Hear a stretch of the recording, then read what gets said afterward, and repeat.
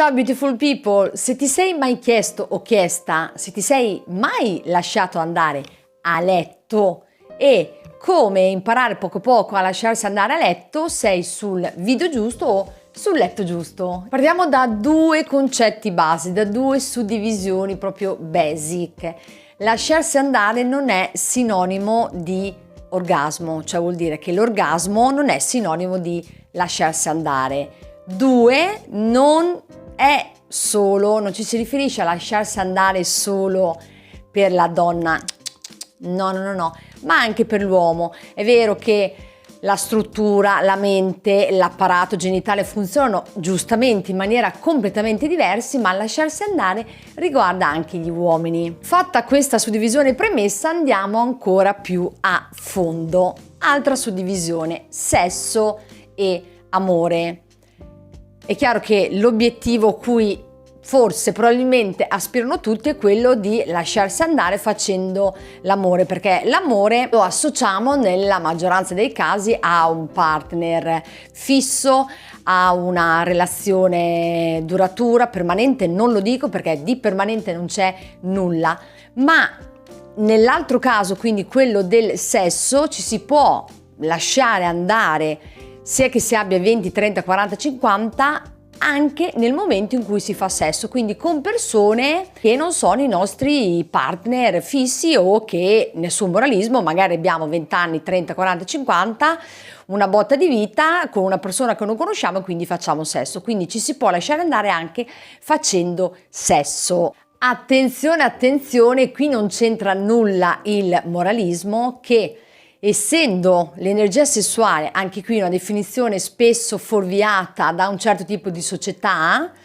con la quale siamo cresciuti, l'energia sessuale non è riferita principalmente al far sesso, ma l'energia sessuale, essendo l'energia di carica vitale che ognuno di noi ha, è l'energia più potente. Utilizzare la nostra energia sessuale, quindi lasciarsi andare o facendo sesso sempre occasionalmente, non fa altro che disperdere la nostra energia, e essendo appunto l'energia più forte che abbiamo, se la scambiamo è come se fossimo dei vettori, noi e l'altro, con persone dall'altra parte che non sono sul nostro stesso livello energetico, spesso e volentieri ci prendiamo anche il non troppo buono dell'altro. Quello a cui si auspica è di fare l'amore, quindi di lasciarsi andare con il nostro partner fisso, perché in questo modo l'energia si pulisce di entrambe le persone, si crea un circolo virtuoso e non vizioso per cui ci si livella. Prima ho posto l'accento e ho evidenziato il fatto che lasciarsi andare a letto riguarda anche gli uomini, perché l'orgasmo, che per l'uomo, lo sappiamo tutti, è una cosa super innata, super veloce, non è sinonimo di lasciarsi andare. È una grossissima differenza per l'uomo nel riuscire a lasciarsi andare, e non c'entra niente con il raggiungimento dell'orgasmo. Per quanto riguarda le donne invece, sottolineo assolutamente il fatto che non esistono donne frigide, a parte che proprio sta parola mi fa venire la pelle d'oca, che il raggiungimento dell'orgasmo può avvenire per una donna come non può avvenire. È chiaro che si cerca di arrivare lì, ma non necessariamente si può arrivare lì, o si deve arrivare lì, o forse si arriva dopo molto, ma esiste un altro tipo di piacere che è proprio quello legato al lasciarsi andare, diverso dall'orgasmo, mette la donna nella condizione di piacere, proprio per sfattiamo questo mito che se la donna non raggiunge l'orgasmo, la donna è rigida, la donna non sente. Assolutamente no. Intermezzo pubblicitario: siete sul canale YouTube di NOB, Not Only Barcellona, Not Only Bag, Not Only Bullshit. Entrando proprio nel sodo, nel vivo della situation, quali sono i segnali per capire se ci siamo lasciati andare, sia come uomo sia come donna, sia che noi si faccia sesso, sia che noi si faccia all'amore. 1. Un buon rapporto con se stessi, il che vuol dire che anche se il nostro corpo non viene ricollocato all'interno dello stereotipo fisico di quella società, noi ci piacciamo.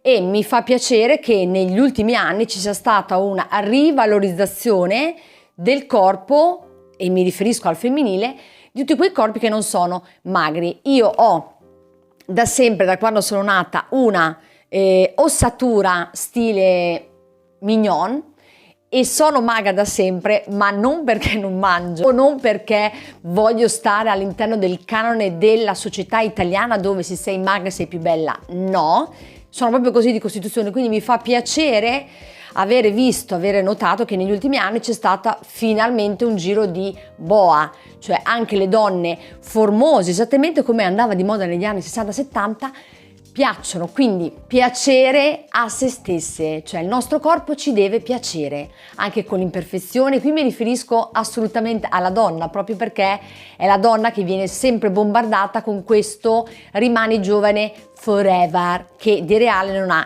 niente. Quindi guardandosi allo specchio, nonostante tutte le imperfezioni che ognuno ha, perché sono parte della natura, sono parte del nostro DNA, per fortuna, piacersi. Quanta energia vitale hai?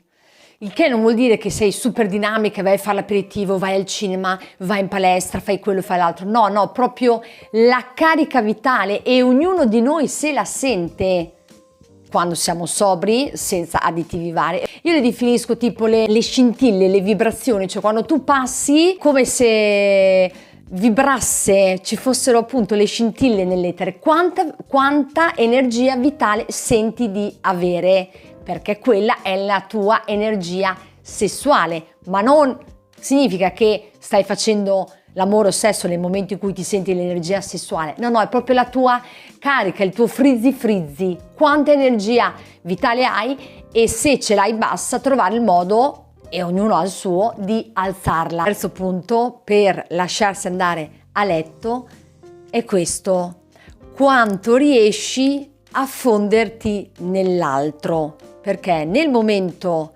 dell'atto sessuale, sesso, amore, che ovviamente speriamo duri il più lungo possibile per il bene di tutti, quando riesci a fonderti nell'altro, il che vuol dire che tu sparisci, l'altro sparisce, lo spazio sparisce, il tempo sparisce e ci si fonde. Quindi quanto riesci a sparire tu e a fonderti nell'altro. Ecco perché scegliere le persone con cui fare sesso o l'amore è fondamentale, perché ci si fonde, si crea l'uno in quel momento di spazio, non spazio, tempo, non tempo. Quarto e ultimo elemento per capire se ci siamo mai lasciati andare a letto, o nel caso in cui non, come lasciarsi andare a letto, l'altro indizio è quello di guardarsi negli occhi. La vista è